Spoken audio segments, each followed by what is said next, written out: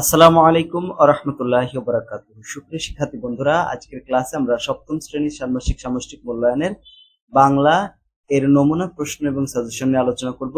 এই পরীক্ষাটি অনুষ্ঠিত হবে 10 জুলাই 2024 সালে। তোমাদের প্রিয় শিক্ষার্থী বন্ধুরা, আমাদের নতুন ইউটিউব চ্যানেল মূল্যায়ন একাডেমি, এই মূল্যায়ন একাডেমি তোমরা ফলো করে রেখো, মানে সাবস্ক্রাইব করে রেখো, কারণ এখানে আমরা মূল্যায়নের যে প্রশ্নপত্র এবং উত্তর এখানে আপলোড দেব সর্বপ্রথম। তোমরা এটাকে সাবস্ক্রাইব করে বন্ধুদের সাথে এটা শেয়ার করে দিও, তারাও যাতে সাবস্ক্রাইব করে রাখে। এখন দেখো, প্রথম প্রশ্ন মানে যে নমুনা প্রশ্ন নিয়ে আমরা আলোচনা করব, কার্যক্রম 1, প্রসঙ্গ বজায় রেখে যোগাযোগ।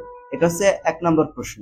1 নম্বর প্রশ্নের ভিতরে কোনো ব্যক্তির সাথে আলোচনার সময় তিনি যদি প্রসঙ্গের বাইরে চলে যান, সেক্ষেত্রে তার প্রতি সম্মান বজায় রেখে কিভাবে পুনরায় প্রসঙ্গের মধ্যে তাকে ফিরে আনা যায়। মানে মনে করো আমরা একটা কথা বলতেছি একটা বিষয় নিয়ে, এখন একটা লোক, মানে সে আমাদের সাথে বয়সে বড়, ঠিক আছে, তিনি আমাদের সাথে বয়সে বড়, তাহলে তিনি যদি প্রসঙ্গের বাইরে চলে যায়, তাহলে কিভাবে তাকে প্রসঙ্গের ভিতরে আনা যাবে, ঠিক আছে। তাহলে বয়স বিবেচনা করে রাখতে হবে। তো এই সমস্ত বিষয় আমাদের খেয়াল রাখতে হবে। যেমন ব্যক্তির বয়স এবং তার সঙ্গে সম্পর্ক বিবেচনা নিয়ে সম্বোধন করা, শারীরিক অঙ্গভঙ্গি যেন অসম্মানজনক না হয় সেদিকে খেয়াল রাখা, অপ্রাসঙ্গিক বিষয় পরিহার করা, ব্যক্তির মতামতকে সম্মান প্রদর্শন করা, সহজ সরল ও স্পষ্ট করে কথা বলা, চোখের দিকে তাকিয়ে নম্রভাবে এবং বিনয়ের সাথে কথা বলতে হবে। তারপরে ব্যক্তিগত প্রশ্ন থেকে বিরত থাকতে হবে। কথা বলার সময় সেই ব্যক্তির শারীরিক ও মানসিক অবস্থা বিবেচনায় নিতে হবে। তারপরে উচ্চস্বরে কথা বলা পরিহার করতে হবে। কথোপকথনের সময় কতটা ব্যয় হচ্ছে তা বিবেচনা, মানে কথোপকথন তো করতেছো, তা এখন সময়ের দিকে খেয়াল রাখতে হবে, ঠিক আছে, তার সময় নষ্ট হচ্ছে কিনা। এরপরে কার্যক্রম 2, প্রমিত ভাষায় কথা বলি। নিজের বাড়িতে শব্দের অপ্রমিত বা আঞ্চলিক উচ্চারণ হয় এমন 10টি বাক্য পরিবারের সদস্যদের সাথে ব্যবহার করেছে শনাক্তকরণ করতে হবে, তার প্রমিত রূপও লিখতে হবে। যেমন দেখো, এখানে অপ্রমিত বা আঞ্চলিক উচ্চারণের শব্দ বা বাক্য আর কি। 1 নম্বর, তুমি কই থেইকা আইছো, ঠিক আছে। তো বাক্যটির প্রমিত উচ্চারণ হবে বা রূপ হবে তুমি কোথায় থেকে এসেছো বা কোথা থেকে এসেছো। 2 নম্বর, আন্নে বালা আছেননি, আপনি কি ভালো আছেন। 3 নম্বর, 1 গিলাস হানি দাও, 1 গ্লাস পানি দাও। তারপর 4 নম্বর, মা ঘরের চাবি কই, ঠিক আছে, এরকম, মা ঘরের চাবি কোথায়। তারপর 5 নম্বর, বাড়িতে বসে ভাত খাবেন, ফিরিতে বসে ভাত খাবেন, এরকম খাবেন। তো এখানে ফিরিতে এর সঠিক উচ্চারণ হবে বা সঠিক রূপ হবে পিড়িতে বসে ভাত খাবেন। 6 নম্বর, বাইরে যায়েন না, ঠাডা পড়ছে, বাইরে যাবেন না, বজ্রপাত হচ্ছে, এরকম। 7 নম্বর, বিলই কি দুধ খাইছে, বিড়াল কি দুধ খাইছে বা খেয়েছে, এরকম। তারপরে 8 নম্বর, আমি পাহালে ভাত রান্ধি, তাহলে 8 নম্বর, আমি চুলায় ভাত রান্না করি। 9 নম্বর, আজকা মাঠে খেলতে যাব ভাই, তা আজকে মাঠে খেলতে যাব ভাই। 10 নম্বর, আজকা বাজার থেকে মাছ কিনা আনম, আজকে বাজার থেকে মাছ কিনে আনবো, ঠিক আছে, এইভাবে। তারপরে আমরা এইভাবে আরেকটা কাজ, কাজ 2, সপ্তম শ্রেণীর বাংলা পাঠ্য বইয়ের বাইরে থেকে প্রমিত উচ্চারণে বাছাইকৃত যে কোনো কবিতার প্রথম 10টা লাইন লিখতে হবে এবং গদ্যাংশের 10টা লিখতে হবে, যেগুলো প্রমিত ভাষায় লেখা, ঠিক আছে, এইগুলা প্রমিত ভাষায় লিখতে হবে। যেমন প্রমিত উচ্চারণে বাছাইকৃত কবিতার প্রথম 10 লাইন। তো যেমন দানপত্র, একটা কবিতা লিখতে হবে যে কবিতাটা একদম পিওর, মানে সেখানে কোনো আঞ্চলিক ভাষা নেই, এরকম 10টা লাইন লিখতে হবে। সৈয়দ শামসুল হকের লেখা একটা কবিতা, এই যে এখানে 10টা লাইন, ঠিক আছে, এখানে তোমরা স্ক্রিনশট দিয়ে নাও, 10টা লাইন আছে, তোমাকে সাক্ষাৎ জেনে, এই যে এখান থেকে, ঠিক আছে। তারপর একটা আমাদের অনুচ্ছেদ লিখতে হবে যার ভিতরে কোনো প্রমিত ছাড়া আঞ্চলিক শব্দ ব্যবহার করা হয় না, এই যে এটা স্ক্রিনশট দিয়ে নাও, এই ধরনের, তাও আবার বইয়ের বাইরে হবে, ঠিক আছে।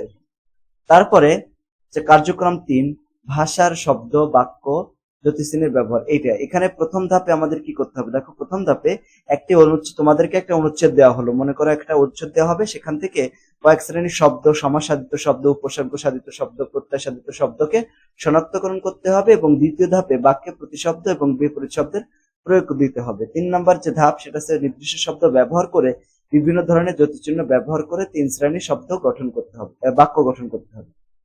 এখন এখানে মনে করো নমুনা প্রশ্ন, এটা নমুনা প্রশ্ন আর কি, বা অনুচ্ছেদ, এটা হচ্ছে নমুনা প্রশ্ন বা অনুচ্ছেদ। এই যে এখানে আমার সালাম নিও, অনেক পর্বত নদী প্রান্তর পেরিয়ে সমস্ত বাধা অতিক্রম করে তোমার ছেলে তার অনেক আকাঙ্ক্ষার শেষ ঠিকানা আজ খুঁজে পেয়েছে। হ্যাঁ মা, আমি পৌঁছে গেছি আমার ইচ্ছার কেন্দ্রবিন্দুতে। নিজেকে এবার প্রস্তুত করব প্রতিশোধ নেওয়ার এক বিশাল শক্তি হিসেবে। ঠিক আছে, এই যে একটা নমুনা, এটা হচ্ছে একটা নমুনা কি বলতো, অনুচ্ছেদ। এখন এখান থেকে আমাদের কি করতে হবে, উপরে অনুচ্ছেদ থেকে ৮ শ্রেণীর শব্দ শনাক্ত করতে হবে। তো তোমাদের এরকম একটা অনুচ্ছেদ দেওয়া হবে, সেখান থেকে ৮ শ্রেণীর শব্দ খুঁজে বের করতে হবে। এখন দেখো ৮ শ্রেণীর শব্দের ভিতর বিশেষ্য সালাম, সালাম, তারপরে পর্বত নদী প্রান্তর ছেলে আকাঙ্ক্ষা, এগুলো সব হচ্ছে বিশেষ্য শব্দ। ঠিক আছে, তারপরে দেখো সর্বনাম, আমার তোমার, আমার তোমার তার আমি ওদের আমাদের ভূমি আমাকে ওনার, এই সবগুলো সর্বনাম। বিশেষণের ভিতরে রয়েছে অনেক বিশাল উপযুক্ত মুখ ভর্তি জংলি রক্তের ভালো, এগুলো হচ্ছে বিশেষণ। ক্রিয়া হচ্ছে নিও, পেরিয়ে, করা, পেয়েছো, গেছি, নেওয়া, হবে, দেখলে, পারা, বুঝি, আচ্ছা, এগুলো হচ্ছে ক্রিয়া। এগুলা ঠিক আছে, ক্রিয়া বিশেষণের ভিতরে হচ্ছে সমস্ত, আজ, এবার, এখনো, ঠিক আছে, এগুলো হচ্ছে ক্রিয়া বিশেষণ। অনুসর্গের ভিতরে মাঝে, মতো, মনে, পর্যন্ত, যোজক, কারণ, আর, যখন, যেন, এগুলো হচ্ছে যোজক শব্দ। তো এখানে ৮ শ্রেণীর শব্দ আমরা শনাক্ত করলাম। এইবার আমাদের উপরে অনুচ্ছেদ থেকে সমাস সাধিত শব্দ, উপসর্গ সাধিত শব্দ, প্রত্যয় সাধিত শব্দকে সিলেক্ট করতে হবে, আলাদা করে দেখাইতে হবে। তো সমাস সাধিত শব্দের ভিতরে দেখো কেন্দ্রবিন্দু, মুখ ভর্তি, খাওয়া দাওয়া, মুখোমুখি, বহুদিন, এগুলো হচ্ছে সমাস সাধিত শব্দ। উপসর্গ সাধিত শব্দ অতিক্রম, বিশাল, উপযুক্ত, প্রয়োজন, প্রতিশোধ, প্রতিশ্রুতি। তারপর প্রত্যয় সাধিত শব্দ কাটি, আবার, খাবারা, খাবার, ঠিক আছে, এরকম খাবার দাবার, সরি। তারপরে দ্বিতীয় ধাপে তোমাকে বলেছে যে ওই যে যে কতগুলো শব্দ ওখান থেকে নিবা, মানে অনুচ্ছেদ থেকে কতগুলো শব্দ নিবা, নেওয়ার পরে সেই ওইটার প্রতিশব্দ লিখবা, প্রতিশব্দ দিয়ে বাক্য তৈরি করবা। যেমন সুন্দর, তো বাক্যে প্রতিশব্দের ব্যবহার, এখানে লোকটি সুন্দর, এরকম। এখানে অর্থ পরিবর্তন না করে বিপরীত শব্দ দিতে হবে, তাহলে লোকটি কুৎসিত নয়, মানে বিপরীত শব্দ কিন্তু অর্থ পরিবর্তন হচ্ছে না। বুদ্ধিসম্পন্ন, বিধি, বিধি বুদ্ধিসম্পন্ন, তো বিধি বুদ্ধি বুদ্ধিহীন নয়, মানে পাগল নয় বা বুদ্ধিহীন নয়, এরকম। ঠিক আছে, অর্থবোধক বাক্যটি অর্থবোধক, বাক্যটি অর্থহীন নয়, না, এরকম। দক্ষ, রাকিব কম্পিউটার দক্ষ, রাকিব কম্পিউটারে অদক্ষ নয়। সচেতন বা সায়াম স্বাস্থ্য সচেতন, সায়াম স্বাস্থ্য অসচেতন নয়। অজ্ঞ, জাকির ভাই বিজ্ঞানে অজ্ঞ, জাকির ভাই বিজ্ঞানে প্রাজ্ঞ নয়। অনুকূল, আশেপাশের পরিবেশটি অনুকূল, আশেপাশের পরিবেশটি প্রতিকূল নয়। বিরক্ত, তাই বা ইংরেজি ক্লাসে বিরক্ত, তাই বা ইংরেজি ক্লাসে অনুরক্ত নয়। মরণশীল, মানুষ মরণশীল, মানুষ অমর নয়। পরিশ্রমী, হাসান পরিশ্রমী মানুষ, হাসান অলস মানুষ নয়। এইভাবে তারপর আমাদের তৃতীয় ধাপ দেখো, তৃতীয় ধাপে আমাদেরকে বলেছে যে নির্দিষ্ট শব্দ ব্যবহার করে বিভিন্ন সব ধরনের জ্যোতিচিহ্ন ব্যবহার করে ৩ শ্রেণীর বাক্য গঠন করো। এখন নির্ধারিত শব্দ যেমন বইমেলা, বইমেলা দিয়ে আমাদের কতগুলো বাক্য গঠন করতে হবে। যেমন 2টা সরল বাক্য, 3টা দেখো। সরল বাক্যের ভিতরে আছে আমি আজ বইমেলায় যাব, তুমি কি বইমেলায় যাবা, দেখছো, এটা হচ্ছে প্রশ্নবাদক। তারপরে বই মেলা থেকে কিনে আনা বইটি কি সুন্দর, আবেগসূচক বাক্য। জটিল বাক্যের ভিতরে দেখো তুমি যদি না আসো আমি বই মেলায় যাব না। তারপরে জটিল বাক্য আরেকটা, তুমি যদি বই মেলায় না যাও তাহলে তোমার লাল সবুজ টুপিটা আমাকে ধার দিও। যৌগিক বাক্যর ভিতরে রাশেদ বই মেলায় 10টা বাজে যাবে আর আমি যাব 11টা বাজে, এইভাবে। তারপর দেখো নির্ধারিত একটা শব্দ বিদ্যালয়, বিদ্যালয় দিয়ে তুমি আজ বিদ্যালয়ে যাবা, মানে আমি আজ বিদ্যালয়ে যাব, তুমি কি বিদ্যালয়ে যাবে, এটা সরল বাক্য। তারপর বিদ্যালয় থেকে পুরস্কার পাওয়া বইটি কি সুন্দর। তারপর জটিল বাক্যের ভিতরে রয়েছে দেখো তুমি যদি না আসো আমি বিদ্যালয়ে যাব না। এইভাবে হচ্ছে জটিল বাক্য তৈরি করতে হবে। তো একটা একটা করে করলে হবে, ঠিক আছে। এখানে তো 3টা সরল বাক্য, একটা জটিল, 2টা জটিল বাক্য, একটা যৌগিক। তুমি একটা সরল বাক্য, একটা জটিল বাক্য, একটা যৌগিক বাক্য দিয়ে দেবা। যদি তুমি বিদ্যালয়ে না যাও তাহলে তোমার অঙ্কের খাতাটা আমাকে ধার দিও। তার যৌগিক বাক্যের ভিতরে হাসেম বিদ্যালয়ে 9টা বাজে যাবে আর আমি যাব 10টা বাজে, এরকম। তারপর নির্ধারিত শব্দ অফিস। এইভাবে আমাদের সরল বাক্য, জটিল বাক্য এবং যৌগিক বাক্য তৈরি করতে হবে। যেমন সরল বাক্য আমি আজ অফিসে যাব, সরল বাক্যের ভিতরে তুমি কি আজ অফিসে যাবে। সরল বাক্য আরেকটা রয়েছে অফিসের কলিগদের থেকে গিফট পাওয়া বইটা কি সুন্দর। জটিল বাক্যের ভিতরে তুমি যদি না আসো আমি অফিসে যাব না। তারপর জটিল বাক্য তুমি যদি অফিসে না যাও তাহলে তোমার ঘড়িটা আমাকে ধার দিও।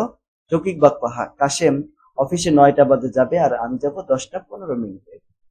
তারপরে দেখো এখানে আমাদের কার্যক্রম 4, চারপাশে লেখা বিশ্লেষণ করে নিচের যে কোনো একটি বিষয় সম্পর্কে একটা নমুনা প্রস্তুত করে আনবে, যেমন সাইনবোর্ড, ব্যানার, তারপরে পোস্টার, প্ল্যাকার্ড, নোটিশ, বিজ্ঞাপন ইত্যাদি। এখানে দেখো সাইনবোর্ড সম্পর্কে এখানে আমরা কি করেছি, একটা ছবি দিয়েছি, কিন্তু তুমি এই ছবির সাথে তোমার বইয়ে ছবি দেওয়া আছে, কিন্তু সেই বইয়েও দেখো বিস্তারিত ভাবে সাইনবোর্ড সম্পর্কে অনেক তথ্য আলোচনা করা আছে, ওখান থেকে দুই এক লাইন আলোচনা করে দিবা।